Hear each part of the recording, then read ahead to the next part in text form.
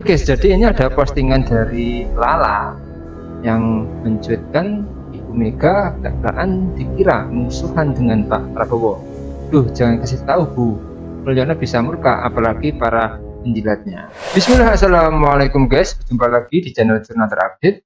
Nah, ternyata hubungan Bu Mega dengan Pak Prabowo sangat baik-baik saja. Hal tersebut bahkan diungkapkan oleh Ibu Mega Wati langsung di acara HUT Partai PDI Perjuangan. Jadi tak perlu berlama-lama, langsung saja kita semua bersama-sama video ini guys. Bismillah. Mas Bowo, iki aku tak ngomong yo, rungokke. Pak Prabowo nih, orang mikir saya sama dia itu, wah kayaknya musuhan atau apa? Enggak.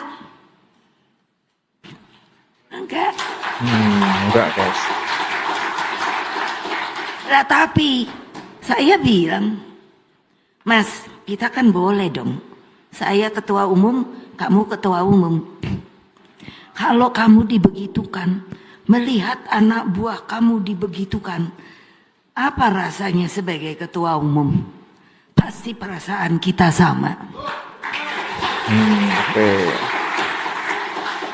Bukan sombong. Nah, padahal dia senang saya masakin nasi goreng. Udah lama ada yang ngomong, Bu, ada yang udah minta nasi goreng. Minta nasi goreng. Loh aku lagi ngumet, anak-anakku banyak yang nggak jadi.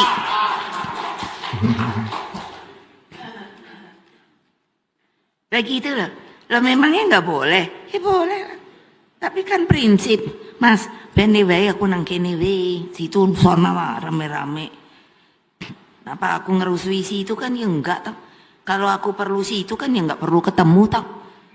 Aku bisa kok ngirim orang sampai gitu loh. Itu apa namanya?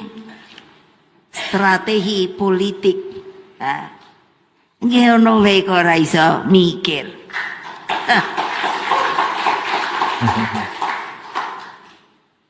Nah gitu, makanya aku baca gini-gini supaya pada insaf.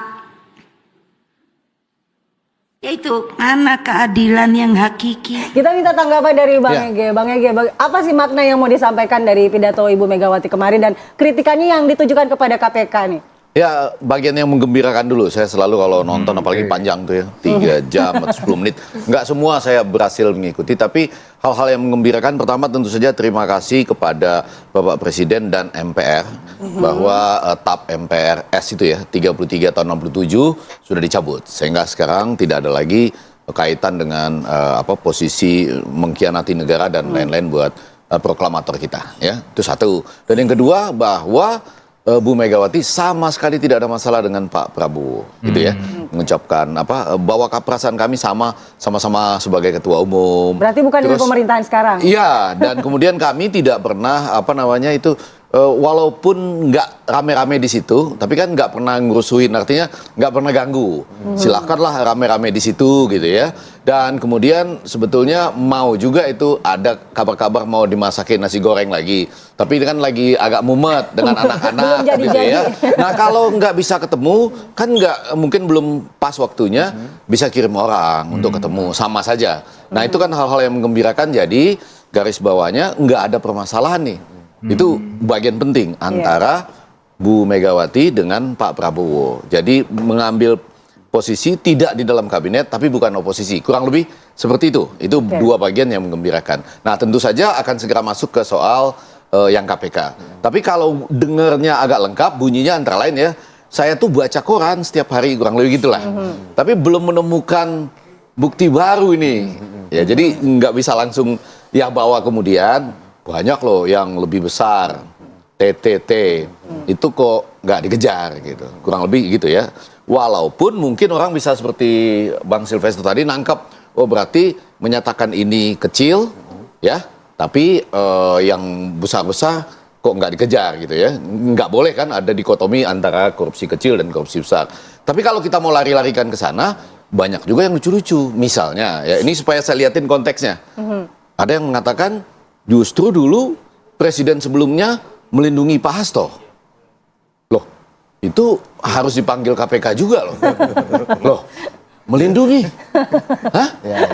Harus ikut tersangka loh.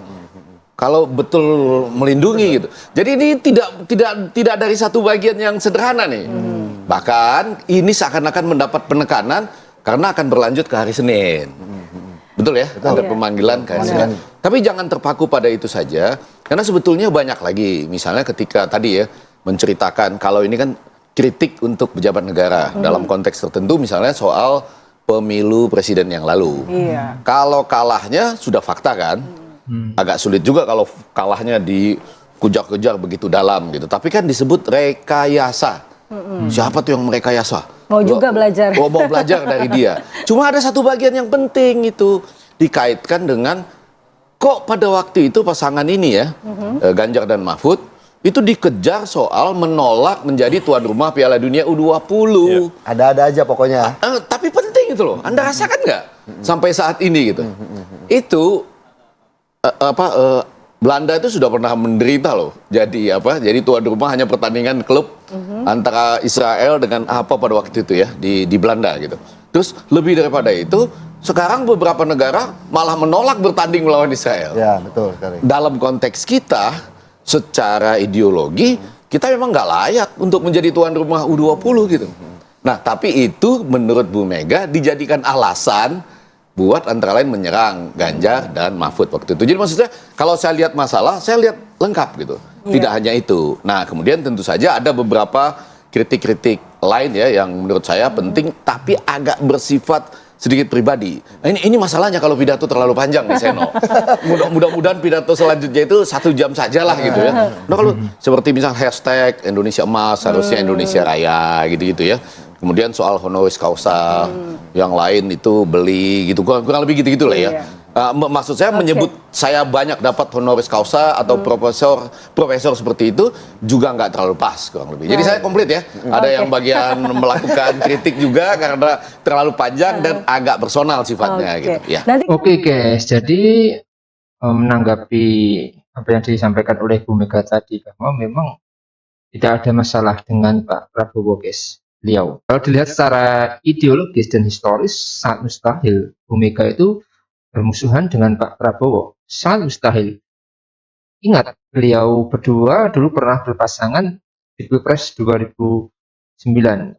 Jadi insya Allah persahabatan mereka Pak Prabowo dengan Bu Mega memang masih benar-benar baik-baik saja guys, tidak ada masalah.